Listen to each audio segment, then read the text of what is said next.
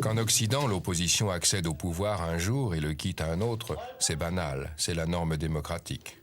Dans le monde arabe, c'est impensable, c'est du jamais vu. Et pourtant.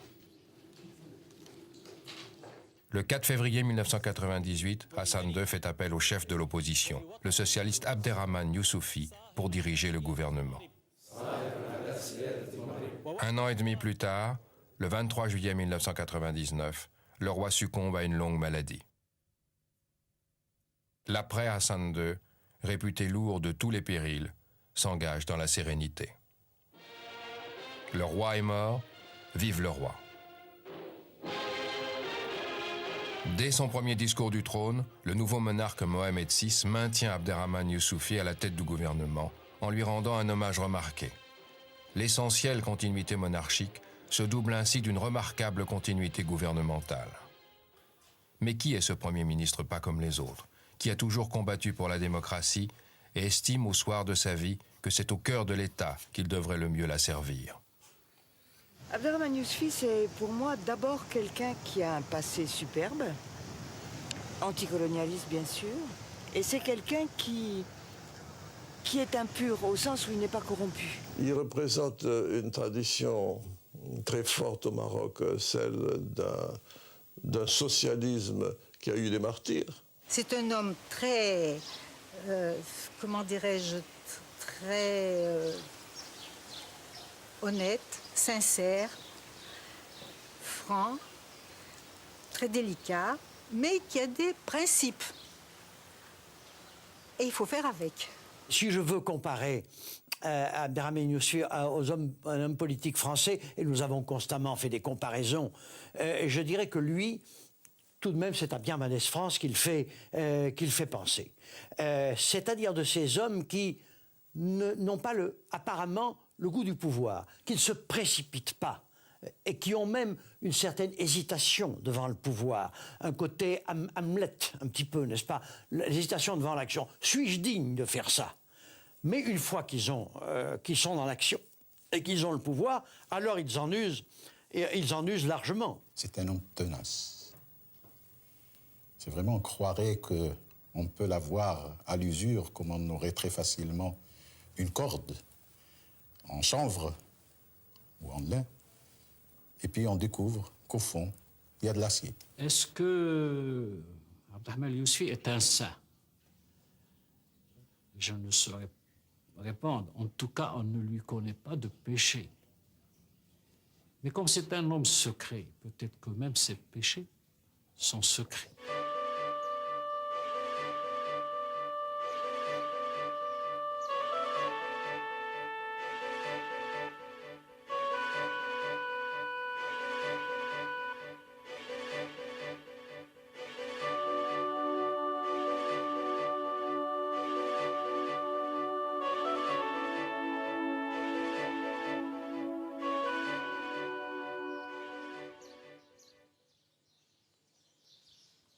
Je suis né à Tanger le 8 mars 1924, en pleine guerre du Rif, dans un quartier des alentours de la ville de Tanger, quartier d'Adem, qui était une petite vallée verdoyante.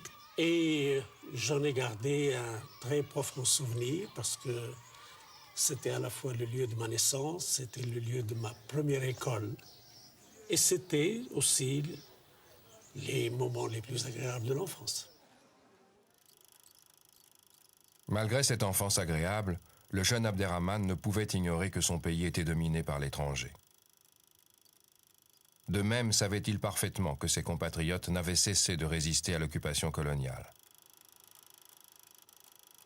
N'avait-il pas fallu dans le Rif, à la coalition hispano-française, 1 million d'hommes pour vaincre Abdelkrim, qui, lui, n'avait jamais aligné plus de 20 000 maquisards? Ainsi, le royaume du Maroc, ou plutôt l'empire chérifien, était depuis 1912 sous protectorat, un double protectorat, français au centre, espagnol au nord et dans l'extrême sud. Quant à Tanger, elle bénéficiait d'un statut international. Tanger avait toujours eu un caractère cosmopolite qui, sous le statut de Tanger, s'était développé. Il y avait une atmosphère de convivialité, il y avait des nations différentes, il y avait des modes de vie différents. Dans mon quartier, par exemple, il y avait des Espagnols qui étaient des bergers, qui avaient des chèvres, qu'ils guidaient dans les ruelles de la ville pour servir du lait chaud, différents étages. C'était une ambiance très, très cosmopolite, très conviviale. Elle connaissait aussi ses dramatisations. La guerre d'Espagne, nous l'avons vécue, nous, à Tanger, comme l'ont vécu les Espagnols. Parce qu'il y avait des bagarres qui se terminaient avec des coups de feu. Il y avait aussi des manifestations, des engagés volontaires pour aller combattre avec les républicains. Moi, j'ai assisté pour la première fois au chant de l'Internationale à Tanger. Mon père, qui est originaire du village d'Arzero du Fas, à 25 km du centre de la ville, avait émigré, c'est-à-dire entré dans la ville, et son premier travail, c'était de travailler au service d'un consul à Gibraltar. C'était, pourrait-on dire, un des premiers travailleurs immigrés. Il a été, mon père aussi, Mokaddam. C'était à l'époque une fonction prestigieuse. Il avait un petit bureau, les gens venaient, il procédait au règlement des litiges bénins et puis il se rendait quotidiennement chez le Mendoub ou chez ses khalifas, le Mendoub étant le délégué de Sa Majesté à Tanger. Mon père était devenu, grâce à son travail, grâce à sa persévérance, un petit bourgeois. Et mon père, je l'avoue pour lui, était polygame. Ma mère, elle est du même village que mon père. C'était une paysanne à 100%. C'était une femme extraordinaire. Vous savez, c'était une femme qui avait peut-être pas une grande instruction, mais c'était une femme très fine, très intelligente et qui sentait les choses. Alors, elle ne connaissait pas un mot de français, moi je ne connaissais pas un mot d'arabe et on se comprenait très très bien. Nous étions très près l'une de l'autre. J'avais un autre oncle aussi très pittoresque, c'était un Souci. Et cet oncle, il s'était marié à une compatriote juive qui était aussi amie de notre famille. Et grâce à elle, nous étions ravitaillés en Paazim pendant la Pâque juive. Les frères, l'aîné Abslam était musicien, il était bon vivant.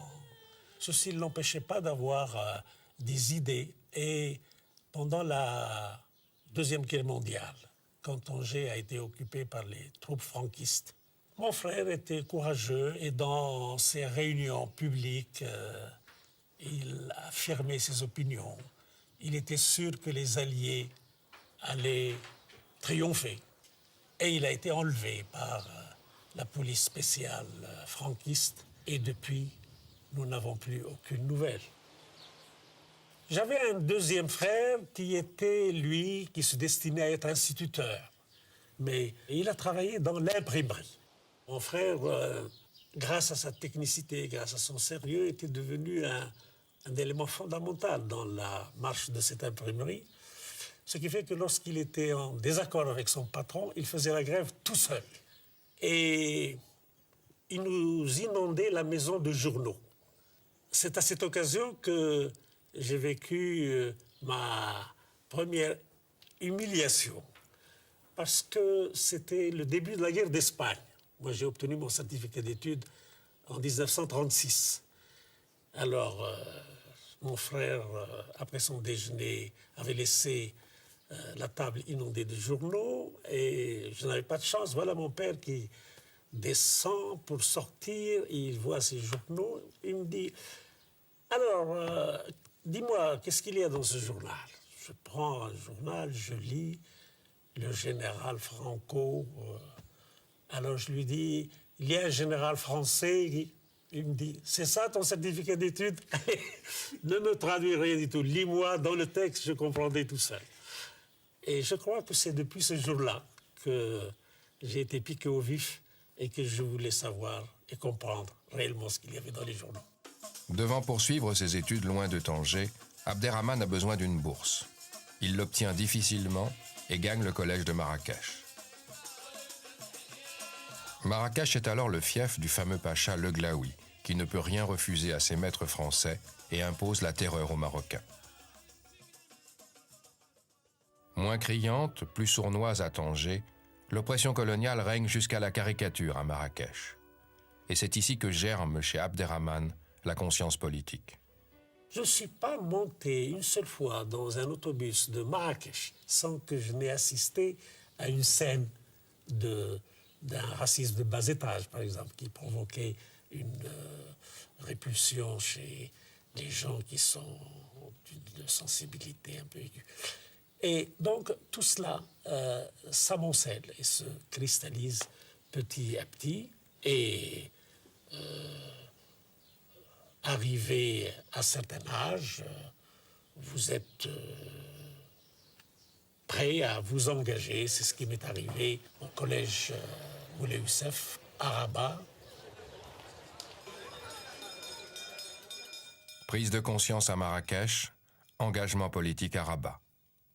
C'est Mehdi Ben Barka qui remarque Abderrahmane Yousoufi et le fait entrer au parti de l'Istiklal en lui faisant prêter serment, comme il se doit, sur le Coran. Ben Barka est déjà un dirigeant de renom.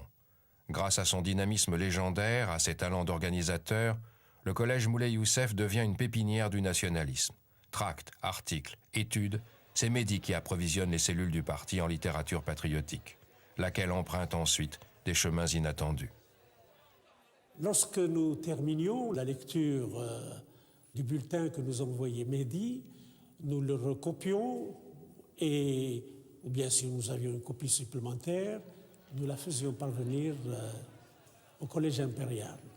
Et c'est comme cela que nous avons pu tenir informé constamment ce que nous considérions une autre cellule du mouvement national qui se trouvait au Collège impérial. 11 janvier 1944, date cruciale dans l'histoire du nationalisme marocain. 32 ans après le traité du protectorat imposé au royaume, l'Istiklal présente le manifeste de l'indépendance. Réaction brutale des autorités coloniales. Aux arrestations massives répondent partout des manifestations de protestation. Les élèves du collège Moulay Youssef sont en première ligne et Abderrahmane Yousoufi compte très naturellement parmi les meneurs. Les sanctions ne vont pas tarder. Ah oui, ça c'est ma carte. Je vois qu'elle porte l'attestation que j'ai été renvoyé. A quitté le collège le 29 janvier et rayé de l'ensemble des établissements, je crois. Après, j'ai dû aller dans les villes où j'avais des amis, à Safi d'abord, à Al-Jadida ensuite, et finalement, je suis allé à Casablanca. Et là, j'ai pu retrouver les dirigeants du parti qui me cherchaient et ils m'ont confié une mission. C'était de faire un peu l'alphabétisation aux ouvriers de la grande sucrerie du quartier industriel.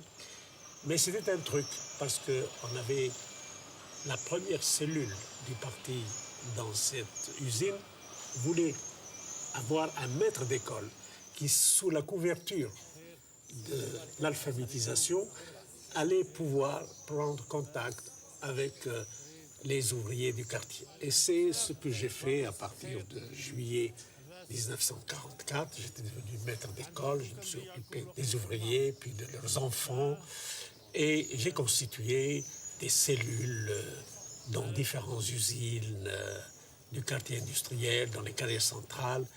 Et c'est comme cela que le Parti de l'Istiklal a constitué un véritable réseau politique qui, faute d'organisation syndicale, permettait d'encadrer les ouvriers. هذا كان هنا وانتو لاباس هذا جحد الحي محمد نيامات سي محمد الله يرحمه نيامات. À l'époque, c'était la guerre, les moyens de transport étaient rares. Moi, j'avais une bicyclette qui n'avait même pas de pneumatique, mais qui avait une espèce de rondelle de caoutchouc sertie dans un fil de fer, c'était très dur, ça faisait. Et sur les pavés, c'était douloureux. Et c'est comme ça que j'allais de la Médina de Casa jusqu'à l'usine sucrière. Et puis, il faut se rappeler que moi, j'étais tangérois, un peu traditionnaliste. J'avais toujours ma djellaba, mon tarbouche. Et mon djellaba faisait un parachute là, qui m'empêchait d'avancer sur mon vieux vélo. Et un jour, sur la route de Rabat, alors que je peinais comme ça, voilà qu'une jeep pleine de soldats américains passe et me fauche ma calotte. Il s'est posé pour moi un problème. Comment je vais m'habiller? Parce qu'à l'époque, on ne pouvait pas porter une djellaba sans le complément du tarbouche. Alors j'ai dû quitter la djellaba ce jour-là. Et depuis, je m'habille à l'européenne jusqu'à ce que j'ai dû endosser la djellaba pour des raisons protocolaires. Fin des années 40. En ce temps-là, la France est un passage obligé pour les Marocains qui veulent faire des études supérieures. Paris est certes la métropole coloniale, mais aussi la capitale de la lutte anticolonialiste. Pour mieux combattre l'adversaire, futur partenaire, il convient de séduire, de convaincre l'autre France, la France de la Révolution et des droits de l'homme. Youssouphi a 25 ans. Cet enfant de Tanger parle plusieurs langues, mais ne connaît le monde qu'en se frottant aux puissances qui occupent son pays. Jamais il n'avait mis les pieds à l'étranger avant de faire le voyage de Paris. À Paris, Youssouphi s'active au sein de l'antenne de l'Istiklal, qui rassemble la plupart de ceux qui dirigeront le Maroc indépendant.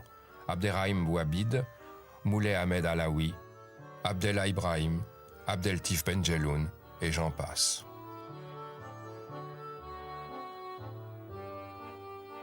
Outre l'action parmi les étudiants, l'Istiklal prêche la bonne parole aux émigrés, commerçants et ouvriers. Elle plaide auprès des partis politiques français, toutes tendances confondues, et hante les rédactions parisiennes. C'est à cette époque que se nouent les relations essentielles avec les Robert Barra, Claude Bourdet, Charles-André Julien, Jean Daniel, Jean Lacouture. J'avais été frappé dans cette visite de ce groupe d'étudiants marocains qui m'avait fait grande impression. Grande impression. Celui qui parlait le plus, c'était Moulay Ahmed. Il était vraiment l'éloquence même, il en faisait beaucoup, il faisait un peu de théâtre, mais enfin, bon, il fallait présenter la cause. Taïbi Benima, qui était très brillant. Et j'avais été frappé qu'Abderrahmane Youssouphi parlait très peu. Il parlait même, je crois qu'il n'a presque pas dit un mot, mais le regardant et voyant son visage fort, son regard très noir, très dense, je me suis dit, c'est celui qui parle le moins et c'est celui qui est le plus fort. Moi, j'avais l'impression que c'était la vraie conscience politique derrière ce groupe. Les jeunes Marocains de Paris, fringants et convaincants, espèrent même donner à leur action diplomatique un retentissement international lorsque l'ONU se réunit en 1948 au Palais d'Orsay, dans la capitale française. Là, j'étais présent, moi, à l'époque, et c'était une session importante pour nous parce que la situation politique au Maroc s'était aggravée et que nous en étions arrivés à demander l'inscription à l'ordre du jour de l'Assemblée générale de la question marocaine. Et c'était un combat de coulisses dans l'Assemblée générale dirigé par Abderrahmane Azzam, qui était le secrétaire général de la Ligue des États arabes. Et moi, je faisais la liaison avec lui au nom de mon parti. Pour être discrète, l'action de Youssouphi est déterminante. Le gouvernement y met un terme. Assigné à résidence à Poitiers, il est carrément interdit de séjour sur l'ensemble du territoire. Il envisage alors de s'installer à New York pour plaider la cause marocaine auprès de l'ONU. Faute de passeport, il renonce et rentre au pays. Mais curieusement, il ne gagne pas Rabat ou Casablanca, au lieu de la lutte patriotique. Je crois que c'est la première fois que je le dis publiquement, parce que je n'étais pas très d'accord avec la ligne dans laquelle s'engageait notre mouvement. Et je commençais à être un peu réservé à l'égard de la ligne du parti de l'Istiklal. Mais les événements allaient se précipiter. Il y a eu décembre 1952, cette grève générale de solidarité avec les Tunisiens après l'assassinat de Farhat Hachad, grève générale qui a donné le signal à une répression générale qui a touché le Parti d'Istiklal, les syndicalistes, le Parti communiste. Si j'étais rentré, j'aurais fait partie du lot. La faute mortelle, celle que commet la France le 20 août 1953 en déposant le roi Mohamed V.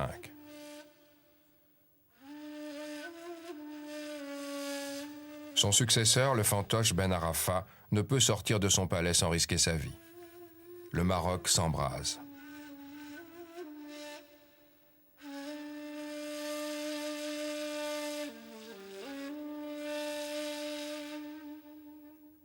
Je crois que les autorités coloniales françaises avaient commis une lourde erreur lorsqu'elles ont décidé la destitution de Mohamed V.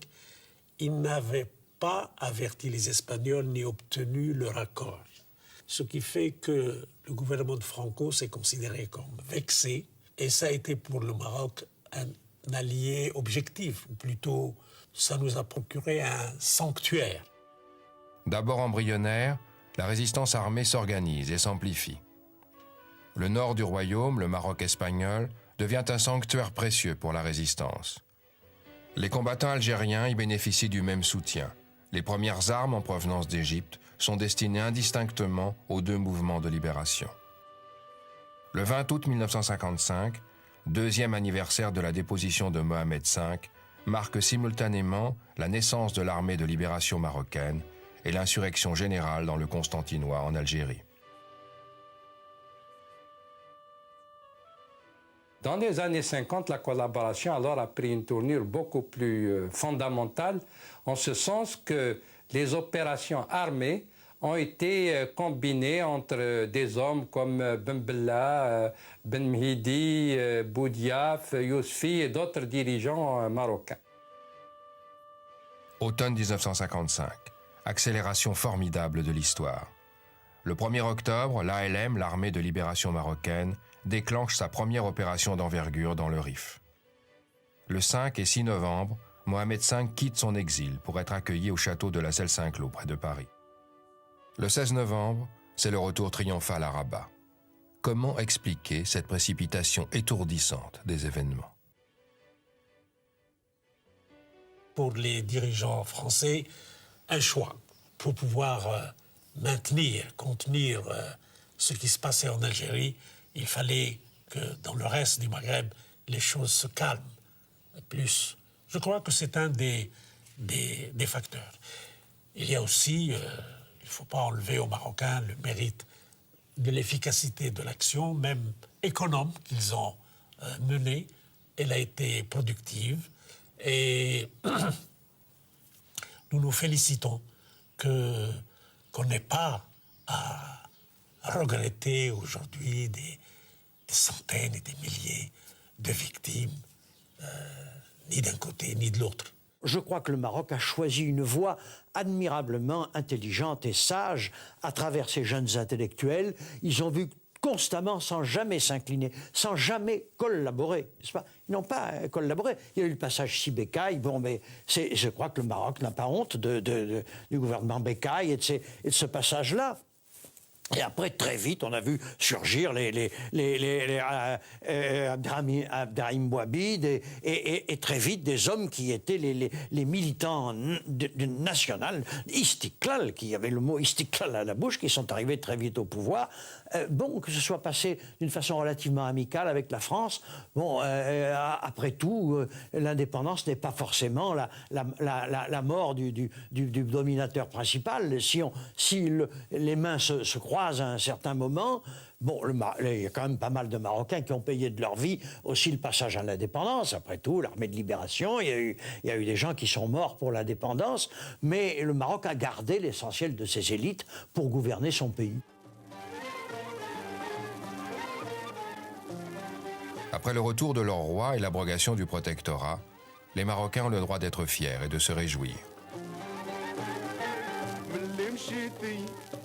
مشيتي سيدي من اللي مشيتي والنار شعلة في قلبي وراك جيتي Mais rapidement perce le sentiment que leur indépendance est quelque part tronquée. Quelque part. Par exemple, dans le sud, au Sahara, occupé par les Espagnols. Dans l'euphorie de l'indépendance, les signes des futurs déchirements apparaissent. Le jour où Mohamed V est retourné au Maroc, le 16 novembre, je me rappelle bien, moi je me trouvais à Tétouan en train de passer en revue d'autres membres de l'armée de libération qui se préparaient à rentrer, continuer le travail. Parce que nous considérions que le travail ne sera fini que lorsque l'indépendance sera reconnue et lorsque l'intégrité territoriale du Maroc sera reconnue. Donc, le travail de l'armée de libération n'était pas achevé. Le 16 novembre 1955, l'attitude surprenante, étrange de Youssoufy se révèle prémonitoire. Bientôt, entre le palais et le mouvement national au sein de l'Istiklal lui-même, de profondes divergences se font jour. En septembre 1959, l'Istiklal éclate. Ben Barka contre Halal El Fassi, les jeunes Turcs contre les vieux turbans. La scission de l'Istiklal marquera la vie politique marocaine jusqu'à nos jours. Abderrahmane Youssoufy, en ce qui concerne la grande scission du parti de l'Istiklal en 1959, à mon sens, n'avait pas joué un rôle déterminant ni important. Je ne sais pas si au fond de lui-même il était pour cette scission, mais je crois qu'il y avait de la réticence. Il voulait garder quand même un contact avec le groupe des chefs qui se trouvaient là, notamment avec Halal El Fassi.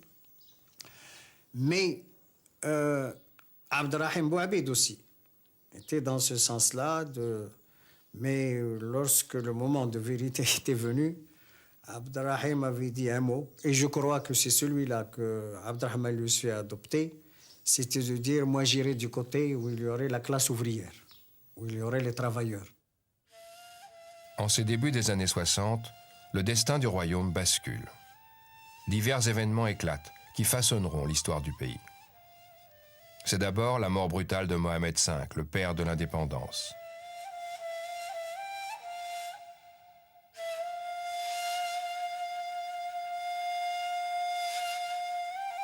Hassan II, qui lui succède, n'a que 32 ans.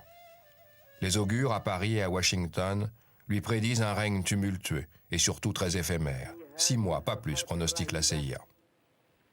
التي تتحد فيها مشاعرنا ونتجه بقلوبنا نحو الرجل الذي قاد كفاحنا. أعلن لك شعبي العزيز أنني أمسكت معتمدا على الله مقاليد الملك وتربعت على عرش أسلافي المنعمين تلبية للإرادة الإجماعية التي تمثلت في بيعتك لنا وتنفيذا لعهد جلالة ملكنا المرحوم. Autre événement de taille, l'indépendance de l'Algérie, le 5 juillet 1962, dont les répercussions sur la région n'échappent à personne.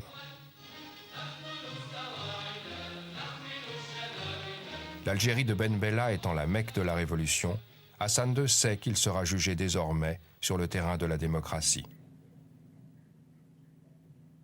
Son opposition réclame une constituante, elle aura une constitution. Une constitution qui ne limite en rien les prérogatives royales et interdit le parti unique. 1963 connaîtra également les premières élections législatives. L'UNFP, le parti de Ben Barka, Bouabid et Youssoufy, obtient, malgré les fraudes, d'excellents résultats. En octobre éclate la guerre des sables entre le royaume chérifien et la République algérienne démocratique et populaire. Au Maroc, la gauche, alliée de Ben Bella, se trouve en porte-à-faux. Mais c'est surtout ce qu'on a appelé le complot de juillet qui va dominer cette période. L'UNFP est accusé de vouloir renverser la monarchie. Au terme d'un procès retentissant, plusieurs condamnations à mort sont prononcées. Youssoufy, qui écope d'une peine avec sursis, est libéré. On s'interrogera longtemps sur la réalité du fameux complot. En attendant, la rue tranche à sa manière. En mars 1965, des émeutes éclatent à Casablanca et sont réprimés sauvagement. Hassan II prend néanmoins la mesure de l'événement et décrète l'amnistie des leaders de l'opposition. La politique semble reprendre ses droits. Après cette amnistie, il y a eu détente dans l'atmosphère et il y a eu des pourparlers engagés par Sa Majesté pour trouver une issue à la situation politique. Alors nous avons été reçus en délégation présidée par Abdelrahim Bouabid au mois de mai 65. Sa Majesté a annoncé ses intentions de vouloir réformer la Constitution et qu'il souhaiterait qu'il y ait un gouvernement où participerait surtout des jeunes parlementaires qui s'étaient distingués pendant le débat de censure. Et le rendez-vous était remis à octobre, lorsque la révision de la Constitution serait réalisée. En octobre, plus exactement le 29, ce sera l'enlèvement à Paris de Mehdi Ben Barka, qui rendra impossible pour longtemps toute collaboration entre la gauche et le palais. Mais qui a-t-on enlevé au juste à Paris? L'opposant marocain qui venait de conférer avec un émissaire de Hassan II? Ou bien le leader révolutionnaire du tiers-monde, ami de Nasser et de Castro, qui organisait la conférence tricontinentale à la Havane, défiant ainsi les États-Unis à leur porte? Le fond de l'affaire, son déroulement réel, n'a pas été totalement élucidé. Il y avait beaucoup de verrous, il y avait beaucoup de secrets défense. Qui est responsable dans cette affaire? La réponse, nous sommes toujours en train de la chercher. En ai-je parlé à Sa Majesté? Non. Bien que je sois resté dehors, hors du pays, pendant 15 années, lorsque je suis revenu, évidemment, nous célébrons chaque année l'anniversaire de la disparition de Mehdi Ben Barka. Nous continuons notre œuvre de recherche de la vérité. Mais nous n'avons jamais eu de discussion au niveau officiel sur cette affaire. La comparaison entre Abdelrahman Yousfi et Mehdi Ben Barka est très intéressante. Ce sont des hommes naturellement très très proches l'un de l'autre, dans tous les domaines, mais ce sont aussi deux personnages totalement différents. Mehdi Ben Barka était une boule de nerfs, une sorte de locomotive qui n'arrête pas. Même ses yeux vous donnent l'impression de regarder dans 50 directions à la fois. C'est quelqu'un, je lui disais, qu'il produisait 50 idées tous les jours. Il y en avait 49 qui n'étaient pas bonnes, mais il y en avait quand même une qui était excellente. Et c'est pas mal, une idée excellente tous les jours. Abdelrahman Yousfi, c'est au contraire l'asiatique, le personnage solide, qui ne bouge pas trop vite et qui vous donne l'impression toujours de tourner sa langue 7 fois dans sa bouche avant de parler. C'est un asiatique. Il donne une impression de solidité et par conséquent de quelqu'un sur lequel on peut se reposer. Quelqu'un, je crois, sur l'épaule duquel les femmes aimeraient pleurer. Après le procès de l'affaire Ben Barka, Youssouphi décide de ne pas retourner au pays. L'exil durera 15 ans et sera bien rempli. Youssouphi fera entendre la voix de la gauche entre le Caire, Paris ou New York. Il centre ses plaidoyers sur les droits de l'homme, mobilisant ONG et instances internationales. Entre deux réunions de l'Union des avocats arabes, il prépare 2 diplômes de Sciences Po et organise un colloque international sur la République du Rif. Abdelrahman Yousfi a eu le mérite de saisir très tôt l'importance de la dimension des droits de l'homme dans la lutte pour la démocratie d'une part et dans les relations internationales. Très tôt parce que j'ai connu moi-même d'autres leaders qui n'attachaient pas l'importance, n'est-ce pas, à la question des droits de l'homme pendant très longtemps. J'étais d'abord en contact avec notre immigration, j'étais en contact avec mes compatriotes, je me déplaçais beaucoup. C'est pour cela que je ne me sentais pas beaucoup très exilé. Et puis, je ne dois pas oublier aussi le rôle qu'a joué la vie familiale dans mon équilibre.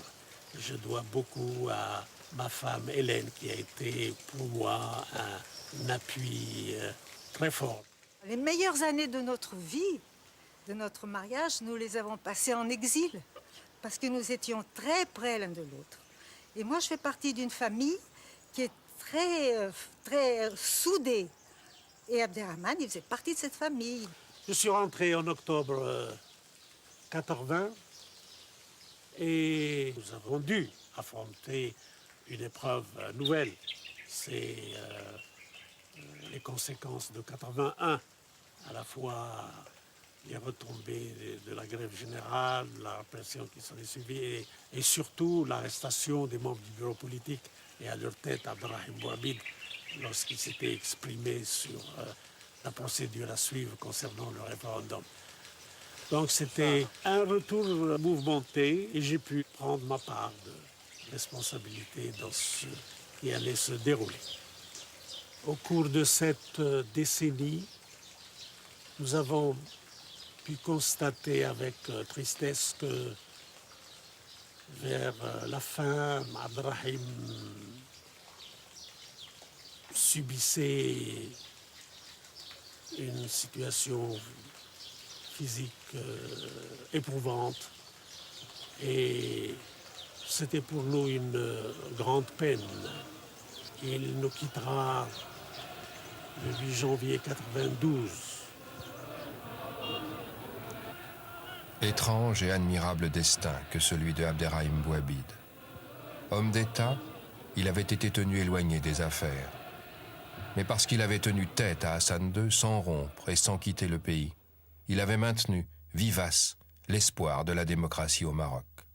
Mais c'est Youssouphi, l'exilé de Cannes, qui conduira finalement les socialistes au pouvoir. Abderrahim a laissé un testament politique. C'est le mémoire qu'il a signé avec Mohamed Bousta, présenté à Sa Majesté, et dans lequel il réclamait, il demandait, il sollicitait les réformes constitutionnelles et politiques nécessaires pour le redressement de notre pays. Et c'était ces réformes qu'il fallait mettre en œuvre. Et c'était cela la mission exaltante que j'ai trouvée devant moi. Nous avons renforcé l'opposition en lui donnant un cadre, en l'institutionnalisant et en lui donnant une dynamique nouvelle, en créant le bloc démocratique. Du coup, l'opposition allait devenir maîtresse du jeu politique dans le pays et cela concordait avec la volonté de Sa Majesté Hassan II qui visiblement planifiait déjà une option d'alternance.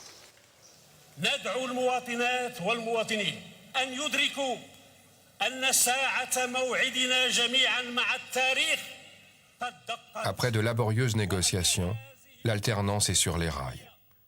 Les législatives de septembre 1993 devraient y conduire. La Koutla, le bloc démocratique, obtient près de la moitié des 200 sièges, soit les 2/3 de la Chambre, qui sont élus au suffrage universel. Mais tout capote car l'administration intervient lourdement lorsqu'il s'agit de désigner, au suffrage indirect cette fois, le tiers restant. Nous avons assisté à un retour aux anciennes habitudes en faisant élire tous ceux qui avaient été battus lors du scrutin direct et ça constituait un retour en arrière assez dramatique et assez préoccupant, ce qui m'a amené en septembre 1993 à prendre cette décision, abandonner le poste de premier secrétaire et même de quitter le pays. C'était une décision politique par excellence qui comportait un message fort adressé à toutes les parties concernées, à mes amis inclusivement, parce que l'orientation que nous voulions suivre et qui paraissait être la voie choisie par Sa Majesté, à laquelle nous avions donné notre accord et nous estimions que la situation du pays exigeait ce changement. Et je suis heureux parce que l'opinion marocaine l'a compris. Ils ont dit, ce monsieur veut dire qu'il n'y a rien à faire.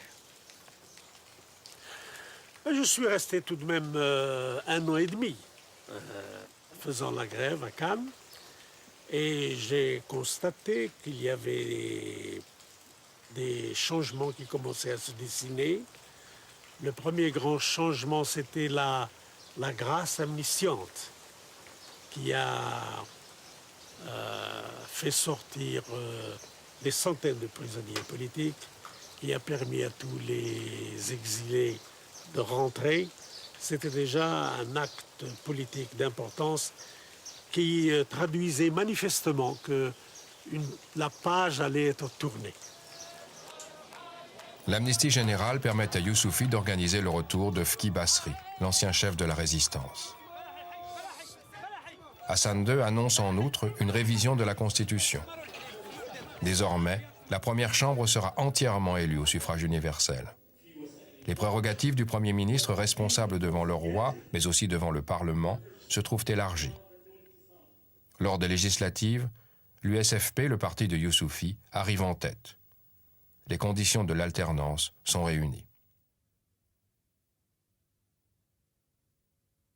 Entre Abdelrahman Youssoufi et Hassan II, la rencontre était inéluctable. Elle devait avoir lieu et elle a eu lieu au moment où l'histoire l'a voulu, c'est-à-dire au point de maturation absolue. Tous les deux étaient des hommes de foi, tous les deux. Sauf que leur foi ne s'appliquait pas au même point. Hassan II avait foi en l'État marocain. Abdelrahman Youssoufi, lui, avait la foi en l'homme. On avait un roi qui avait construit un État et un homme politique qui, lui, avait rassemblé des hommes. Il fallait que les hommes de l'un aillent habiter l'État de l'autre. Moi, ce que je peux vous dire, c'est que quand j'ai été appelé par Sa Majesté pour constituer le gouvernement d'alternance, il m'avait bien dit, vous allez me présenter la liste des ministres que vous allez choisir. Mais il y a 3 départements dont je me réserve de nommer les titulaires. Le ministre des Affaires étrangères, de la Justice et de l'Intérieur. J'ai accepté ce contrat et j'ai travaillé en sorte que la volonté de Sa Majesté soit réalisée. La tâche du Premier ministre est d'autant plus ardue qu'il est loin de contrôler son propre gouvernement. Le maintien de l'inamovible Driss Basri au ministère de l'Intérieur réduit fâcheusement son pouvoir.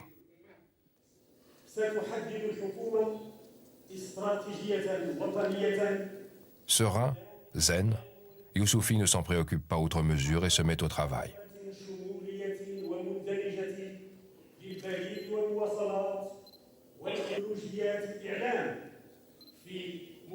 D'emblée, grâce au gouvernement d'alternance, le royaume de Hassan II améliore sensiblement son image à l'étranger. C'était un acte intelligent et positif de la part de Hassan II d'avoir fait l'appel aux leaders de l'opposition. C'était un signe d'ouverture qui a été très apprécié en France, et particulièrement, naturellement, dans les milieux socialistes et au Parti socialiste français, qui depuis longtemps avait des relations étroites avec Youssoufy, notamment au sein de l'Internationale socialiste. Il était l'homme de la situation lorsque Hassan II a imprimé le grand tournant. Et je pense même qu'il était incontournable. On a salué ça avec espoir et qu'on a considéré que c'était un développement extrêmement positif qui allait contribuer à stabiliser le Maroc à un moment où l'Algérie était déstabilisée. Et tous ceux qui pensent Maghreb, je crois, étaient très satisfaits de voir qu'il y avait au moins une partie importante du Maghreb qui semblait avancer vers une stabilité durable et que ceci allait avoir une influence positive de notre côté de la frontière. Mais la sympathie internationale, réelle et spectaculaire, n'est pas tout. Le gouvernement de Youssoufy doit s'attaquer à des problèmes économiques et sociaux d'autant plus dramatiques qu'ils sont restés longtemps en souffrance. Lorsque vous acceptez d'assumer la responsabilité gouvernementale au Maroc, vous vous trouvez tout de suite devant toutes les cohortes de gens qui frappent à la porte et qui ont frappé à la porte de l'histoire pendant 40 ans. Des paysans qui attendent des réformes agraires qui n'ont pas eu lieu, des jeunes qui attendent des systèmes plus efficaces d'intégration dans la société, des femmes dont le statut au sein de la société a été très marginalisé.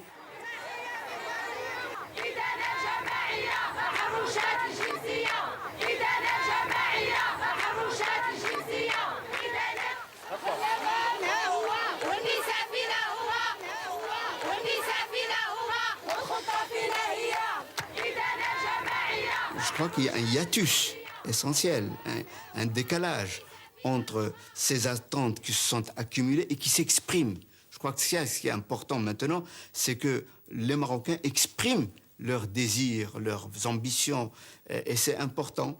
Et bien sûr, peut-être, ils considèrent que le taux de réalisation, si l'on peut dire, par rapport au discours, doit être beaucoup plus important qu'il ne l'est.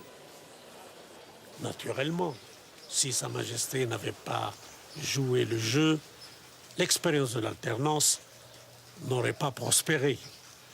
Nous avons vu, le peuple marocain a bien vu combien il y tenait. Le fameux Conseil des ministres, après un an d'alternance, présidé par Sa Majesté Hassan II, s'est clôturé par une déclaration solennelle où il exprimait son contentement, sa satisfaction, et je crois qu'il nous a fait le compliment le plus mémorable, c'est lorsqu'il a dit « Maintenant, je peux dormir tranquille ». Lorsque j'ai eu mon accident de santé, j'ai pu de nouveau mesurer l'affection de Sa Majesté, l'intérêt qu'il portait à l'expérience d'alternance, et j'ai eu aussi le privilège de recevoir sa visite dans ma chambre d'hôpital. Il a eu la gentillesse, non pas de se contenter de me dire des paroles agréables de consolation durant sa visite, mais il a tenu avec moi une véritable séance de travail. J'ai été particulièrement impressionné par son comportement à mon égard. Et j'ai trouvé même injuste que moi qui étais dans un état de santé plus grave ait survécu et que lui nous quitta. La mort transforme la vie en destin, et par la même occasion l'image qu'on se faisait du disparu. En enterrant Hassan II dans l'affliction et la fierté, Les Marocains enterrent un grand monarque. Le monde rend hommage à un roi d'exception, saluant volontiers sa sagesse et sa lucidité. Oubliez les pages noires d'un long règne auquel on l'avait souvent réduit. On se souviendra désormais de l'homme qui avait prêché la modération dans le Maghreb et œuvrait pour la réconciliation entre Juifs et Arabes. Les Marocains se souviendront surtout de celui qui avait âprement défendu les droits de l'État, sans négliger de jeter les fondements d'un État de droit.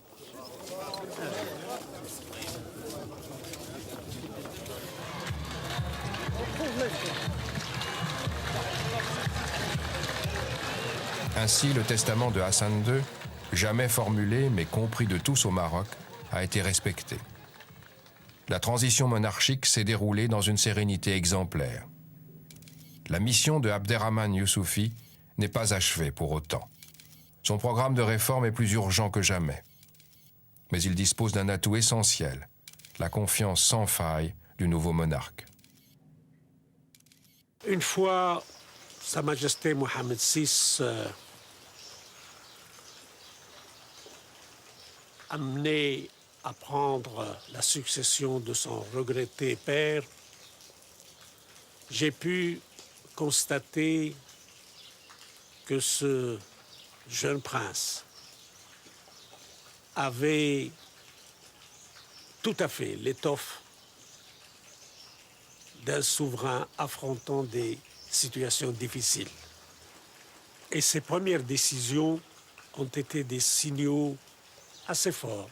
L'une des premières décisions du nouveau roi est le limogeage hautement symbolique de Driss Basri.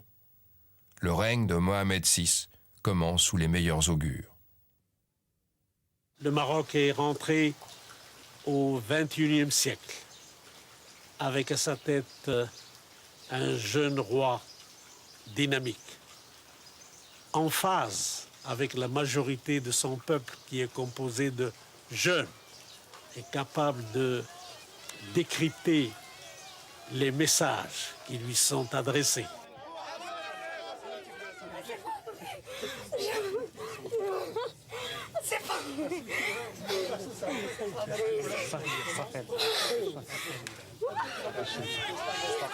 Mohamed VI est un démocrate. Et je crois que c'est la plus grande garantie que le peuple marocain pourrait avoir. Il a en plus la fibre sociale. Donc un homme ouvert et prêt à examiner comment résoudre le déficit social dont souffre notre pays. Actuellement, nous vivons effectivement une phase spécifique de la transition du Maroc vers la démocratie qui est, je crois pouvoir le dire, une symbiose entre la poussée du roi Mohamed VI et la maturité politique d'Abderrahmane Youssouffi. Je crois que le roi Mohamed VI est le premier à le reconnaître. Il sert à consolider la période de transition inévitable qui suit la mort d'un roi et l'avènement d'un autre.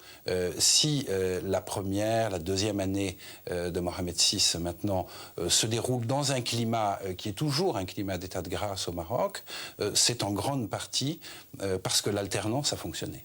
Le roi, le nouveau roi, jeune, sur lequel toutes les espérances s'abattent, avec un Premier ministre qui ne veut pas lutter contre l'âge, bien qu'il a incarné une chance pour le monde arabe en étant le premier chef de l'opposition à gouverner, avec les problèmes immenses, et surtout économiques, que le Maroc connaît. Tout cela, maintenant, après ce qu'on a dit, c'est l'heure de vérité pour tous les deux. Je crois que jamais un Premier ministre au Maroc n'a été aussi vilipendé, aussi critiqué qu'Abderrahmane Youssouffi. C'est pratiquement quotidien, surtout dans la presse dite indépendante qui joue un peu le rôle d'opposition au Maroc, et c'est une raison, je pense, parce qu'il n'y a pratiquement plus d'opposition maintenant, ou en tout cas l'opposition est à reconstruire. On le juge inerte, passif, non communicateur, incapable, bref, trop vieux. Solution de rechange, il faudrait quelqu'un de plus jeune déjà, à mon sens, qui n'ait pas toutes ces crispations, ce dogmatisme. Deuxièmement, il faudrait quelqu'un qui ait la capacité de trancher. Le problème de Yousfi, c'est qu'il ne tranche pas. C'est quelqu'un qui compose, qui a tellement pris l'habitude de composer, notamment avec le palais, que maintenant j'ai l'impression qu'il n'est plus capable de dire non. Il n'est plus capable de dire non au palais. Il cherche à tout prix le consensus. Ceux qui disent que la mission d'Abderrahmane Yousfi aurait dû se terminer après la disparition du roi Hassan II, je crois qu'ils n'ont pas bien compris le dessein de Abderrahmane Yousfi. Je crois, moi, que sa tâche, elle est à peine commencée.